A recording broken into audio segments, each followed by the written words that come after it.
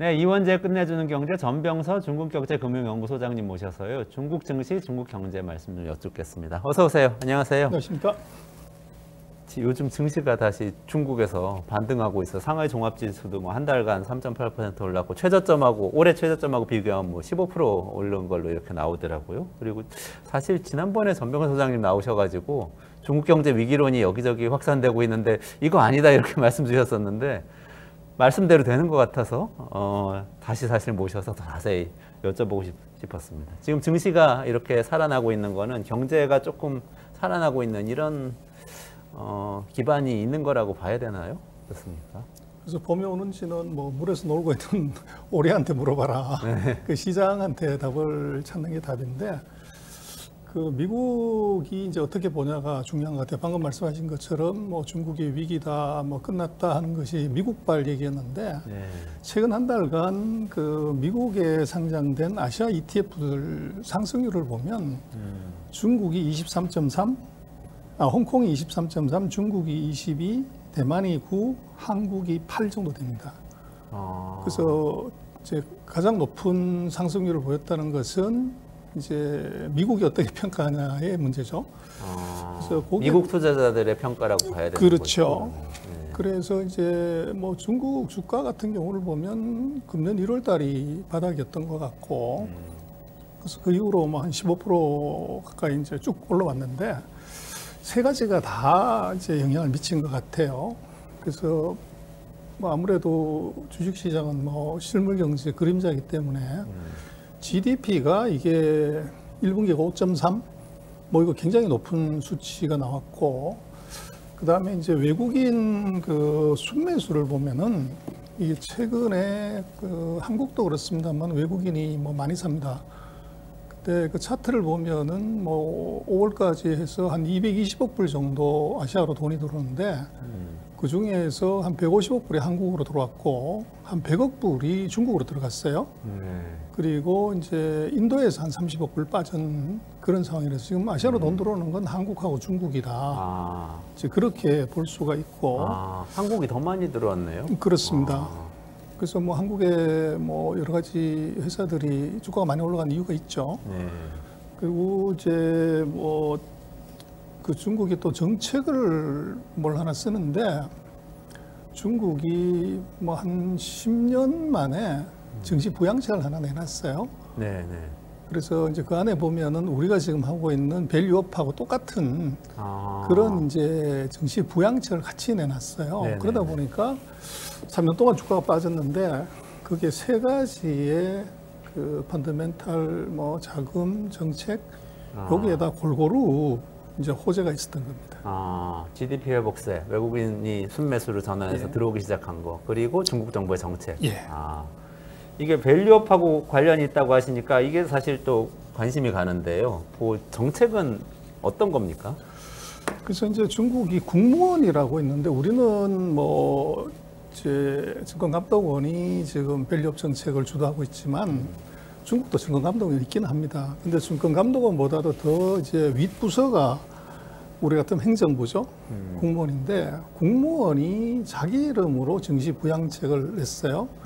그래서 신국 구조 뭐 이런 말을 중국에 쓰는데 신국 구조. 새로운 이제 국무원의 9가지 조치.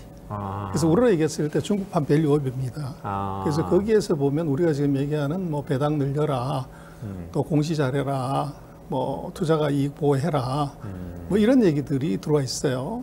그러다 보니까 이제 중국의 개미들이 중국 개미가 많습니다. 투자하는 사람이 2억 명이 넘어요. 전 세계. 아니요, 중국에만. 중국의 개미. 중국의 네. 개미들이. 그래서 우리나라 맞네요. 전체 인구의 4배가 되는데 이 개미들이 눈치가 빠른 거죠. 그래서 정부가 이제 이런 얘기를 그 행정부 차원에서 감독원이나 거래소 차원이 아니고 이렇게 한다는 것은 이건 뭔가 있다. 이제 그렇게 보는데 거기에 이제 정부가 이렇게 얘기한다는 것은 걱정하지 마라. 요거 시그널 굉장히 강하게 줬고. 네. 그래서 우리나라에서는 별로 잘 알려지지 않았는데 중국 정부가 아주 희한한 보이지 않는 손을 하나 쓴 게 중국은 뭐 사회주의 국가이기 때문에 상장회사의 47%가 국유기업입니다. 네. 근데 이 국유기업들한테 경영평가 KPI 지수, 그래서 우리도 뭐 국유기업 경영평가 해가지고 S 받으면 보너스 더 주고 뭐 이런 걸 하잖아요. 네네네. 근데 중국은 국유기업 CEO들의 경영평가에 이번에 KPI에다가 시가총액 관리라는 항목을 하나 더 집어넣었어요. 아, 그래요? 아. 그래서 이제 주가가 떨어지거나 뭐 이러면은 중국의 국유기업 회장이 목이 날아가게끔 그렇게 만들어놨으니까 국유기업들이 알아서 네네. 이제 배당도 하고 공시도 하고 또 어떻게 보면은 이익도 많이 내고 요렇게 이제 메커니즘을 바꾼 거죠. 그러다 보니까 시장의 절반 되는 그런 이제 시가총액 가진 기업들이 주가가 밑으로 떨어지는 것을 용인할 수 없는, 그러면 바로 자사주를 사든지 뭐 이제 이런 걸 바로 해버리는 거죠. 그러다 보니까 주가의 하방 경직성을 굉장히 강하게 이제 만들어줬고, 네네. 거기에 이제 외국인들이 들어와서 주식을 사니까 주가가 올라가는 거죠. 그래서 아직은 이제 중국 개미들이 3년 동안 주가가 빠졌기 때문에 개미들이 아직 뭐 대량으로 돌아 이런 조직은 없어요. 그래서 이제 시장의 내재적인 그 밸류업하고 그 외국인들이 만든 장이다. 아직 개미들은 이제 아직 들어오지 않은 early 스테이지다 이렇게 볼 수가 있고, 그래서 이제 뭐 이게 어떤 의미냐 하는 건데 항상 그렇습니다만 개미들은 타이밍이 늦죠. 먼저 이제 기관이나 뭐 이제 외국인이 먼저 들어가고 난 다음번에 들어오는 거라서, 그래서 이번에 지금 중국 증시의 반등은 아직은 early 스테이지다 그렇게 볼 수 있을 것 같아요. 아니, 아까 그 국유기업 말씀하신 게 우리나라하고 구조가 너무 달라서 제가 궁금해지는데요. 중국에선 국유기업이라고 해도 정부가 갖고 있는 지분 이외의 나머지 지분을 상장을 해서 거래가 되게 한다. 그렇죠. 이런 말씀이신 거죠. 우리 공기업하고는 다른. 그렇죠. 우리 똑같습니다. 우리 KT, 포스코, 뭐 이제 옛날에 SK텔레콤 뭐 이런 거하고 똑같고요. 중국 같은 경우는 지금 전체 GDP의 한 64%가 국유기업이에요. 네네네.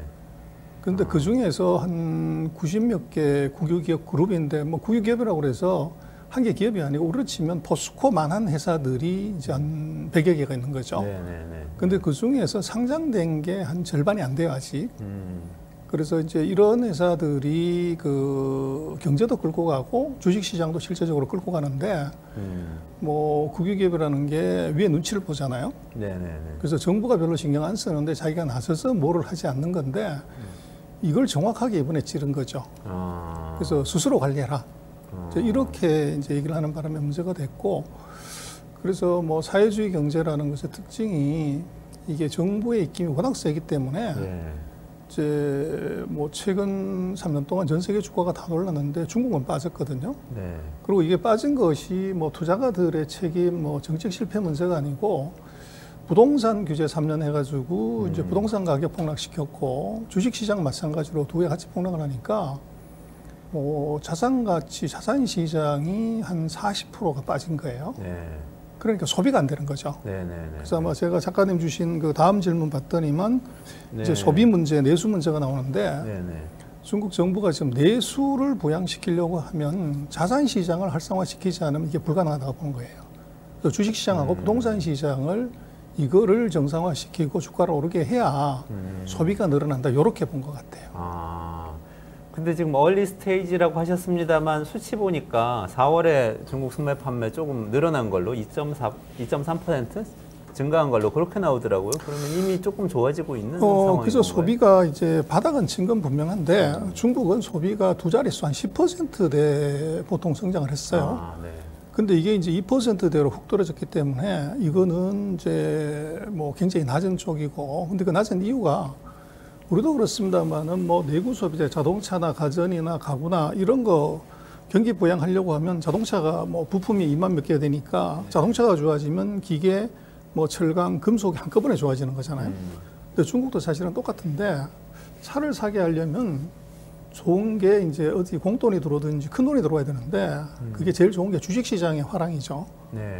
그리고 이제 집값이 올라가게 되면 그만큼 담보리 여력이 늘어나기 때문에 이제 소비도 늘어날 수 있는 웰스 이펙트가 있지만, 이게 주가 부동산이 3년 반 동안 내리 빠졌으니까 웰스 이펙트가 없어진 거예요. 그러다 보니까 소비가 굉장히 약해졌는데, 그래서 소비 심리가 최근 20년 중에 최저예요. 그러다 보니까 이제 이걸 올리는 것이 중요하고, 그 대신 이제 생산 같은 경우는 정부가 이제 코로나 끝나고 나서 그 공장 정상화를 이제 지원도 하고 또 동료다는 바람에 이게 뭐 6.7, 7 이렇게 가면은 소비는 2.3밖에 되지 않는데 생산이 6.7이면은 생산 과잉의 느낌이 좀 있죠. 네네. 그래서 GDP 수치는 늘어가지만 이제 내부 소비는 아직 굉장히 취약하다. 그래서 중국도 뭐 우리 같으면은 지금 수출하고 무역이 GDP에 차지하는 비중이 한 60%가 넘지만 중국은 지금은 무역이 GDP에 차지하는 비중이 한 30%밖에 안 돼요. 수출도 전체 GDP는 한 17%밖에 되지 않기 때문에 이제는 중국도 미국처럼 내수가 이게 문제가 생기면 경제 전체에 문제가 되게 돼 있어요. 그러다 보니까 이제 중국이 내수에다가 목숨을 걸어야 되는데 조금 다행스러운 거 지금 차트에 나오고 있습니다만은 네. 중국이 이제 5월달, 3월달 뭐 해가지고 한 서너 달 사이에 PMI 네. 이게 계속 마이너스가 나오다가 이게 플러스로 돌아섰어요. 그 얘기는 이제 50 이상 올라왔다는 거 지금 막 그 라인 차트인데 네. 저건 앞으로 한 3개월 정도를 내다보는 짧은 경기 지표지만 앞으로 한 3개월 정도는 경기가 좋을 거다. 이제 이렇게 볼 수가 있고 그래서 제조 쪽에서는 뭐 그렇게 이제 걱정할 게 없고 이제 소비만 어떻게 이제 올리면 된다. 네네. 그게 중국 정부의 이제 고민이죠. 그러니까 아까 차트에서 빨간 선이 PMI 그러니까 생산자들이 예측하는 경기 그렇죠. 지표라고 예. 볼 수 있는 거고 그 노란 바 막대 그래프가 소비자들의 심리 그렇죠. CPI. 소비 CPI죠. 네, 예. 그걸 보여주는 건데 둘 다 오르고는 있네요. 근데 그렇습니다. 소비 심리는 조금 들쭉날쭉하고. 그래서 CPI가 저게 마이너스가 연속으로 4달 나오다가 네. 이게 이제 플러스로 돌아선 거죠. 아 그렇군요. 그래서 전체적으로는 이제 뭐 생산이든 소비든 네. 회복세로 들어선 건 확실한데 이게 이제 서방 세계의 기대나 중국 정부의 기대처럼 훅 올라가지는 않고 있다는 겁니다. 아. 근데 그 근본적인 이유는 자산 시장의 폭락이 이게 이제 후유증이 있는 거죠. 아 그래서 정부에서 자산 시장을 부양함으로써 어떻게 보면 소비 심리를 조금 더 그렇습니다. 오르게 그걸 만들기 가속화시키려고 위한- 그러는 거죠. 아, 그럼 신국 구조에 조금 다른 조처들도 있습니까? 아까 저 국유 기업들에 대한 말씀해 주셨는데요. 국유기업에 관한 언급은 없고요. 저 전체 상장 회사들에 관한 얘기가 신국 구조고 그 바로 직전에 보면은 그 국유기업에만 해당되는 조치를 먼저 사실은 손을 쓴 거죠. 아 그렇군요. 그래서 주가가 네네네. 절대 빠질 수 없는, 그러니까 시가총액의 절반 되는 회사가 주가를 안 빠지게 만들면 네. 주가가 밑으로 내려갈 수 있는 하방 경직성은 이건 무지 강해졌다고 봐야죠. 아. 그래서 주가가 안 빠지는 이유는 바로 거기 있습니다. 그 상태에서 신국 구조를 그렇죠. 발표를 한 거군요. 신국 구조에 조금 더 구체적인 내용이 있나요? 뭐 내용이 많은데요. 네. 거기에 이제 보면은 중국도 뭐 우리하고 비슷하긴 한데 그 개인 투자가들이 개미들이 뭐 2억 명 가까이 되니까 네네네. 2억 명이 한 방향으로 가게 되면 뭐 정부도 감당이 안 돼요. 그렇죠. 네네. 그래서 이제 내동 매매, 뭐 테마주 매매, 뭐 이런 게 굉장히 많았고 거기에 소위 말하는 작전 뭐 이런 게 난무를 했죠. 네, 그래서 이제 중국 같은 경우는 첫 번째 시장을 좀 정화를 해야 되겠다. 네. 그래서 시세 조정이나 이런 거 하면은 이제 바로 잡아넣는다. 엄격한 규제를 한다. 이런 게 하나 있고 네네네. 두 번째는 이제 기업들이 우리하고 비슷하게 하는데 그 배당을 좀 높여라. 네. 그리고 이제 그 연기금이나 보험 같은 장기 투자가들의 그 시장 진입을 늘려라. 네. 뭐 우리가 이제 많이 봐왔던 그런 정책을 이번에 골고루 얘기를 다 해줬습니다. 그렇지만 또 중국 정부가 얘기하니까 무게가 더 실리는 것 같긴 하네요. 뭔가 그래서 이제 집행력이 이게 있을 것 우리하고 같고. 약간 다른 점은 우리도 뭐 그 밸류어 프로그램이 있고 미국, 중국, 일본도 이제 그런 거 하고 했지만 중국은 이게 국무원이 정부가 오피셜 얘기한 거고 이거 안 하면은 페널티를 바로 줘버린다는 거죠. 네네네. 그래서 제재가 바로 들어가기 때문에 기업들이 바로 시행을 하는 것이 이제 예를 들면 5월 달에 아마 아시아 국가들 ETF 중에 가장 높은 그런 이제 성과를 낸 이유 중에 하나가 아닌가 싶어요. 아 그러네요. 저 표에 보니까 중간에 강제성 부분이 이제 중국은 강제성이 있다는 거고 한국이나 그렇죠. 일본은 뭐 얘기는 하지만 그래서 뭐 예를 들면 국유기업 같은 경우에 배당 수익률이 예를 들어서 3% 이상 되게 해야 된다. 네네네. 이제 이건 반드시 해라. 이렇게 오더를 해버린 거죠. 네. 그래서 작심하고 주가를 올리기로 했다 이런 말씀이신데. 그렇습니다. 그럼 이제 세 가지 굉장히 중요한 포인트 말씀해 주셨어요. 펀더멘털 GDP 좋아지고 있다. 그리고 외국인 투자자들이 그거 보고 귀환하고 있다. 미국에 있는 중국 아시아 ETF부터 시작해서 오고 있다. 그리고 마지막으로 정부가 작심하고 소비 부양책으로 하는 거기 때문에 이거는 좀 계속 갈 것 같다는 인상을 주셨는데 저는 생각난 리스크가 최근에 미국에서 보호주의 드라이브를 좀 더 세게 걸지 않습니까? 그래서 관세를 크게 올려가지고 뭔가 중국을 제재하는 분위기로 가고 있는데 사실은 뭐 이런 뉴스에 투자자들은 영향을 많이 받는 것 같아요. 이거 위험한 거는 그렇습니다. 아닌 것 그래서 같아요. 50%, 100% 올린다고 그러면 이건 진짜 쇼크죠. 네. 그래서 뭐 전 세계 어떤 커머디티도 가격이 뭐 미국하고 한국 가격이 10% 이상 차이가 나지 않거든요. 네. 근데 50%를 올리거나 100% 올려보면 장사하지 말라는 거죠. 끝났다는 얘기인데. 전기차가 100% 관세 매기겠다고 그런 거죠. 그렇죠. 전기차에 대해서. 근데 이게 이제 제가 볼 때는 말폭탄이지 이게 진짜 무역 폭탄이 아니라는 게 여기에 문제가 있습니다. 아, 그래요? 네. 그래서 이거는 이제 왜 그 바이든 정부 같은 경우는 민주당이 전통적으로 보면 이제 텃밭이 실리콘밸리하고 월스트리트가 민주당의 이제 지지 세력, 네네네. 그다음에 이제 공화당 같은 경우는 예를 들어서 무기라든지 네. 뭐 석유라든지 농업이라든지 이제 공업 네. 이게 지지 세력인데 바이든은 취임하고 나서 지금까지 한 번도 5월달 이전에는 뭐 통상, 무역 뭐 이런 걸 언급한 적이 없어. 오로지 기술, 반도체, AI 요것만 얘기를 했지. 근데 갑자기 정말로 갑자기 툭 튀어나와서 5월달에 지금 뭐 철강 보복관세 때린다, 전기차, 태양광, 심지어는 뭐 주사기 바늘까지 때린다고 마구 이제 무역 쪽에 그 규제를 쏟아냈어요. 네. 이거 왜 이랬냐는 거는 지지율에 답이 있습니다. 그래서 바이든하고 트럼프 그 지지율 차트를 한번 보면 좋은데 네. 거기를 보시면은 작년 9월 지지율 그래프 한번 보여주세요. 네네네. 여기 작년 이제 9월 이후로 트럼프하고 바이든 지지율은 빨간색이 트럼프고 파란색이 바이든인데 네. 바이든이 한 번도 이긴 적이 없어요. 네. 그러다가 4월 달에 보면 바이든하고 트럼프의 지지율이 거의 크로스오버까지 가요. 네. 그래서 이제 바이든이 야 이거 희망이 있다. 그렇게 봤는데 이게 5월 달 들어가지고 다시 벌어지기 시작합니다. 네. 바이든의 지지율이 더 높고 트럼프 지지율이 높고 바이든은 못 따라가는 거죠. 네.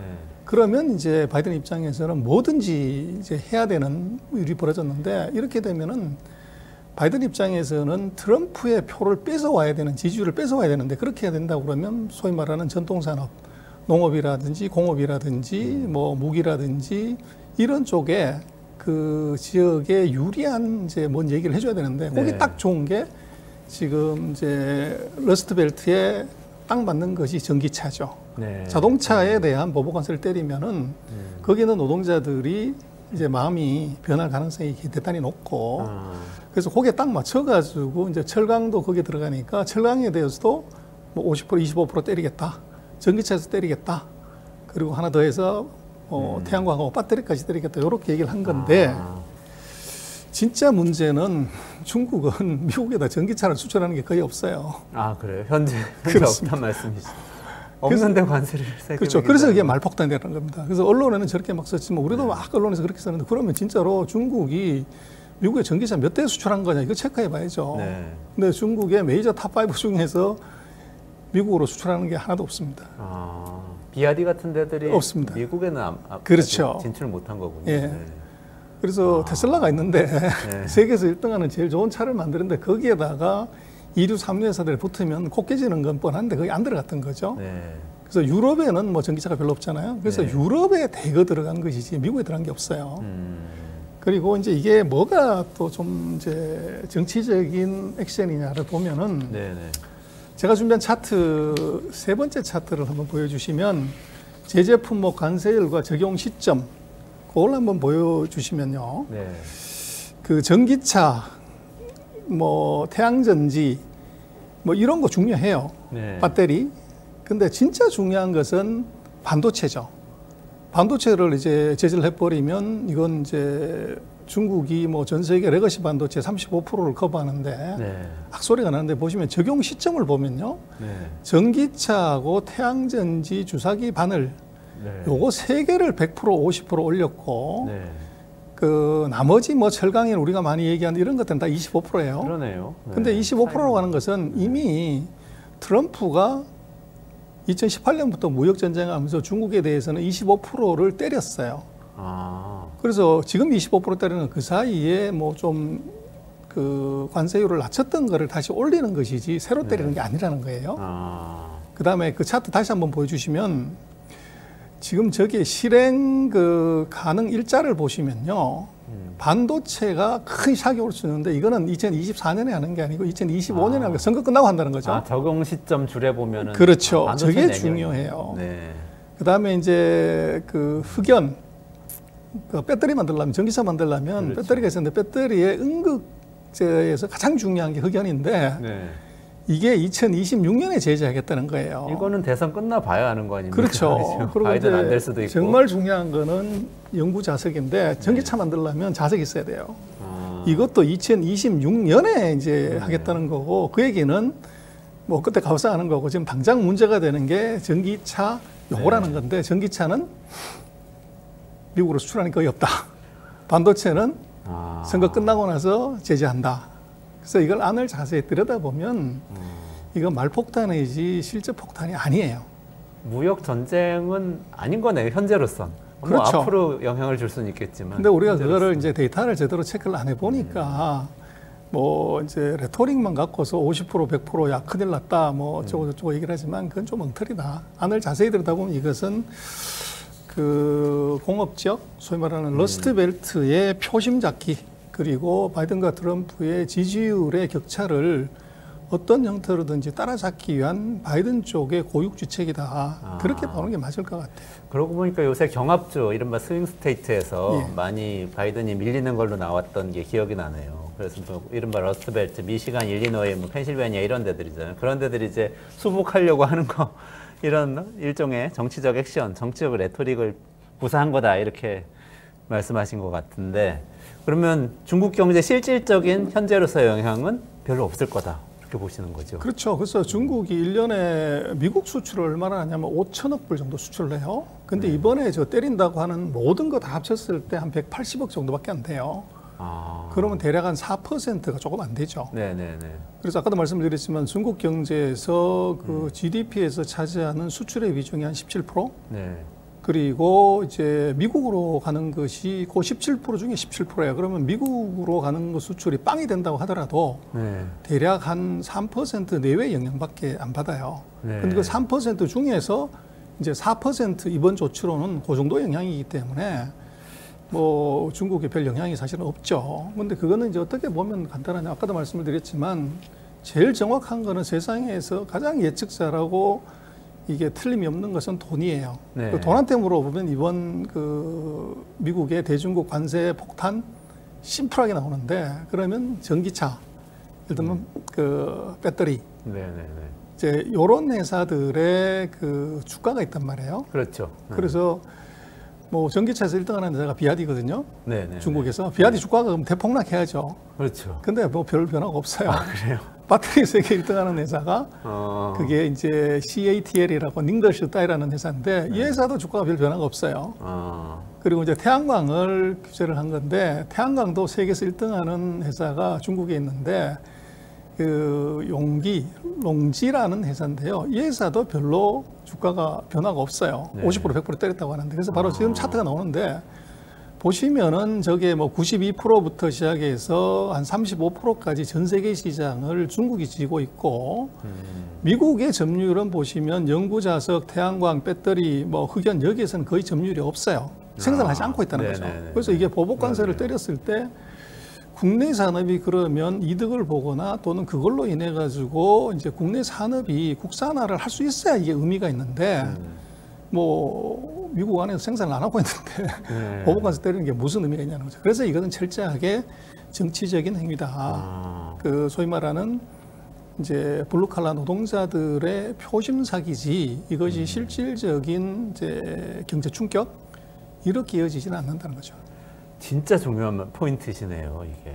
그리고 실제 투자자들은 이미 읽고 있다 이렇게 볼 수도 있겠네요. 주가가 변동 안 하는 걸로 봐서. 그렇죠. 그러네요. 근데 이제 우리 언론에서만 이제 뭐 그 싸움 붙어서 큰일 났다 이러는데 우리가 뭐 중국에 별 관심이 없어서 그렇지만 중국에 해당되는 업종의 대표 기업들의 주가를 보고 판단하는 것이 정확합니다. 아, 그렇군요. 근데 또 중국에서도 보복하겠다고 또 말을 하고 그랬는데 그것도 정치적 액션입니까? 어떻게 봐야 되죠? 지금 중국이 이제 얘기하는 것은 외교부 대변인이 그 똑같은 상응하는 보복 조치를 반드시 하겠다 이렇게 얘기를 해요. 그 얘기는 실체가 없는 것에 대해서 높은 보복 관세를 때리겠다 해석을 하면 사실 이렇게 되는 거죠. 네, 그리고 또 웃기는 건 이제 WTO에 제소하겠다. 근데 네. WTO는 미국이 이미 뭐 수합의를 만들어 놔가지고 WTO에 제소해가지고 뭐 해결되는 게 아무것도 없잖아요. 그렇죠. 네, 그래서 네. WTO에 제소하겠다 이렇게 얘기를 했고. 미국이 무력화시켜 놓은 상태 아닙니까? 그렇죠. 사실상. 그래서 네. 이제 지금 반덤핑 301조가 이제 뭐 불공정 행위 뭐 이런 건데 중국도 어젠가 보면은 네, 네.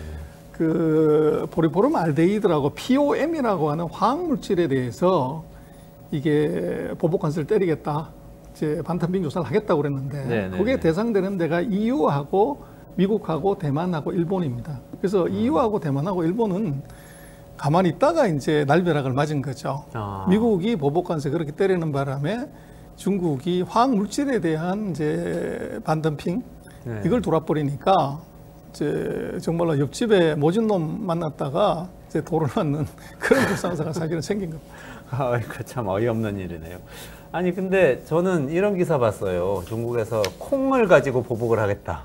뭐 이런 얘기가 있는데 그거는 또 어떤 그래서 이제 얘기입니까? 어떻게 할 거냐는 문제인데 제가 볼 때는 중국은 이 미국 간보기를 할 것 같아요. 이게 무슨 말이냐면 미국 대통령으로 트럼프가 되는 것이 좋냐, 바이든이 되는 것이 좋냐, 요거를 이제 중국은 고민하는 거죠.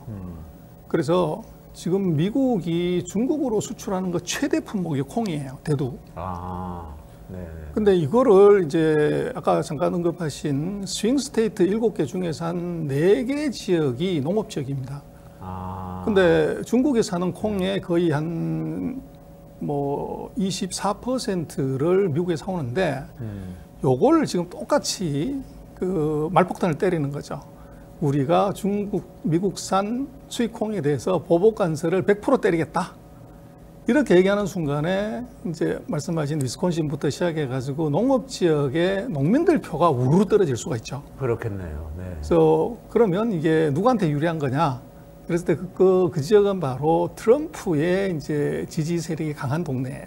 아, 이제 농업 지역이기 때문에. 네네네. 그래서 만약에 콩에다가 대대적으로 보복 관세를 때린다고 하면 트럼프가 안 되면 좋겠다는 것의 표현이고 이제 다른 지역에 뭘 한다고 하면은 그것은 이제 바이든에 아. 관한 소위 예를 들어서 IT 제품에 대해서 보복 관세를 때린다. 아. 이렇게 얘기를 하면 이것은 바이든이 되는 것이 싫다는 거죠. 그러니까 농업이 강한 데는 저 아이오와나 이런 중부 쪽이나 아니면 저 남부 쪽 이쪽이 굉장히 그렇죠. 강할 것 같은데 여긴 다 공화당 지지 그렇죠. 지역이잖아요. 그러니까 이쪽을 공격하면은 미국 안에서 트럼프가 입지가 막 흔들리고 그렇죠. 트럼프 되는 게 싫다는 거죠. 뭐 자동차, 철강 이런 거 건드리면 바이든 쪽이 흔들리고 이렇게 그래서 이제 그거를 이제 중국이 생각을 하고 있는데 제가 볼 때는 정말로 전기차를 죽이고 싶다.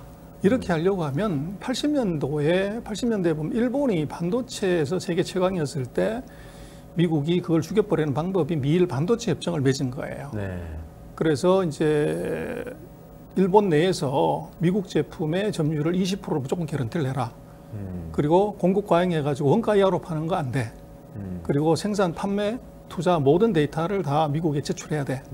이렇게 이제 10년 하는 바람에 일본이 완전히 이제 죽어버린 거죠. 네. 그래서 진짜로 전기차를 이제 죽여버리려고 하면은 제가 볼 때는 미일 반도체 협정하고 똑같은 미중 전기차 협정을 미국이 중국한테 먹이면 그게 진짜지. 지금처럼 뭐 관세 몇 프로 때린다. 수출도 안 하는 것에다가 이거는 말장난에 불과하다는 거죠. 아, 그러면은 일단 이거 정리를 좀 해보자면 앞으로는 이 미중 무역 갈등이라는 게 실질적으로 중국 경제에 큰 영향을 끼칠 가능성은 낮다 이렇게 보시는. 그렇죠. 지금 같은 말씀이시죠. 경우는 이제 미국 같은 경우도 사실은 표심이 아니라고 하면 뭐 월마트에 파는 물건의 47%가 메이드 인 차이나인데 이게 관세를 때리면 단기간에 그걸 다른 걸로 대체할 수 있으면 좋지만 그걸 대체를 못하면 수입 물가가 올라가서 지금 미국의 최대 고민이 CPI가 계속 올라가는 건데 물가를 떨어뜨리면 오히려 관세를 내리는 게 맞죠. 네.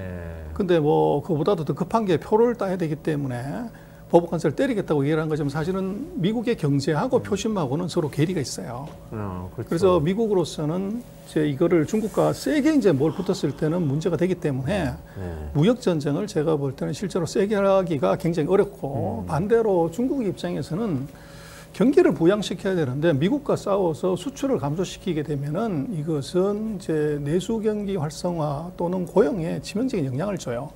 그래서 미중의 실제적인 내부 사정을 보면 서로가 말로는 얼굴은 붉히지만 실제로 주먹을 내질러서 상대를 때리는 것은 하기가 대단히 어려운 구조라는 거죠.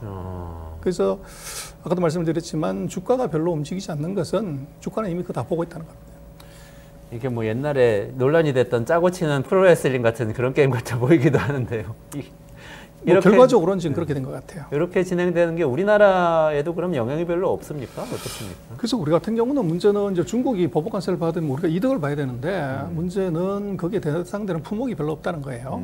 그리고 이제 지금 문제가 아니고 이제 만약에 바이든이 아니고 트럼프가 된다고 하면 지금 이제 트럼프 공약이 보복 관세 60% 때리겠다 중국한테. 그런데 이게 바이든이 100%를 때려놨기 때문에 더 세게 때려야 이제 의미가 생기는 거죠.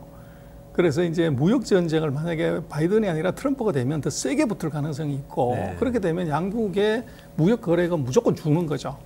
근데 우리는 뭐 미국하고 중국에 수출을 하는 나라이기 때문에 거기에 우리가 간접적인 영향을 무역 거래량의 축소에 우리가 중간재나 반제품의 수출이 그만큼 줄어들게 돼 있어요. 그래서 이거는 뭐 우리한테 당연히 오는 건데 정말 싸움은 미중이 하는데 거기서 코가 깨지는 것은 이제 미중에 그 납품을 하거나 중간재를 공급하는 이런 나라들이 크게 영향을 미칠 수가 있고 그래서 이거는 뭐 금년도는 제가 볼 때 걱정할 일은 전혀 아닌 것 같아요. 그래서 내년도에 이제 뭐 대선 결과가 나왔을 때 그때는 이제 굉장히 우리가 바이든이 아니라 트럼프가 됐다고 하면은 준비를 아주 단단히 해야 되는 이제 그런 상황일 것 같고 그래서 우리로서는 리스크 하나는 미국하고 관계를 놓고 보면 우리가 지금 대미 수출 비중이 뭐 대중 수출 비중이 거의 같아졌어요. 그래서 미국으로 수출이 계속 늘어나는 건 좋은데 지금 트럼프가 만약에 된다고 하면 트럼프는 친구라는 개념이 바이든 대통령 같은 경우는 가치를 공유하는 민주주의 국가는 친구라고 하는데 트럼프는 그게 아니고 무역 적자를 자기네를 줄여주는 나라가 친구다. 이제 이렇기 때문에 우리가 지금 중국으로부터는 무역 적자가 나고 미국으로부터 무역 적자가 지금 많이 나기 때문에 이게 지금은 좋지만 만약에 트럼프가 되면 트럼프의 공격을 이제 직격탄을 맞을 가능성이 있어요. 그리고 우리가 보면 수출은 중국으로 비중이 줄어들지만 수입은 전혀 상관없이 계속 늘고 있습니다. 이거는 이제 배터리라든지 전기차라든지 반도체가 늘기 때문에 거기에 대한 소재 부품을 중국에 사오기 때문에 그렇습니다. 그런데 이게 계속 커지면은 미중이 싸움을 했을 때 중국이 보복을 한다고 하는 방법 중에서 원자재 수출을 통제를 해버리면 우리는 미국에서부터는 수출이 늘어나서 무역 흑자가 커져가지고 미국한테 이제 뭐 어떻게 보면 나쁜 영향을 받고 또 중국이 이게 자기네끼리 망을 하겠다고 해서 원자재 공급이나 뭐 가격을 올리는 이런 이제 제재를 했을 때 그 타격은 한국이 양박으로 다 터질 수 있는 리스크가 내는 존재를 해요. 그래서 우리로서는 굉장히 좀 조심해야 되고 그 준비를 단단히 하지 않으면 충격 크게 받을 수 있다. 오늘 좋은 말씀 감사드리고요. 오늘 전병서 중국경제금융연구소장님하고 한번 중국 경제 짚어봤는데요. 당장은 큰 위험은 없고 상당히 좋은 상황이고 무역전쟁도 사실은 뭐 뻥카에 가깝다 이런 말씀이신데 내년에 큰 어려움이 올 수도 있으니까 미리 우리나라도 대비를 해야겠다. 이렇게 말씀 정리하고 오늘 마무리하도록 하겠습니다. 고맙습니다. 네.